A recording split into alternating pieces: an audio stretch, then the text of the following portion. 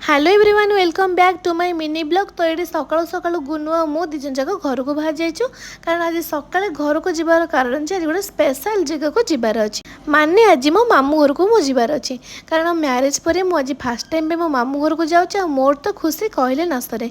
तापर एट जाय के हम मामू घरे पहुंच जाइथिलु। एटी मो मामू को पो सोमेन आ ये होछि मो माउसी जे लवली से भी आस्थिला। तो आम तीन जन जाक मिसिक एटे कथबार्ता गपसप करदेलु। से भितरे माई हमर खाइबा रेडी कर देथिले। माई तो आज खाइबारे बहुत सारा आइटम बनैथिले। तापर आम समस्ते मिलीमिशि खाइला परे बहुत ही मजा आसीगला। खाइबार टेस्टा दी गुण अधिक होईगला। आउ खाई सारा परे एठी मो भाई सोमेन साइकिल चलाउथिला आ मु जाई ता पछरे टिके बसिगली। आ से मते कहूछि रह मुटे गोड़ लगाई तापर तू बसिबू। मु ताको कहूछि बाप रे बाप तू एते बड़ हेई गलुनी। तापर से मते एठी आलरे कोल्ड ड्रिंक्स देतिला मु पी देली। पी सारला परे गुन्नू मु दिजन जाउ जाइथिला मो माउसिंग सटे देखा करे पई।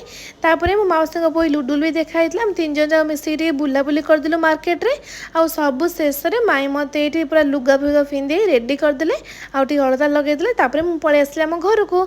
जदि वीडियो भल लगी तो लाइक शेयर सब्सक्राइब करने जमा भूलबेनी। रही बाय बाय।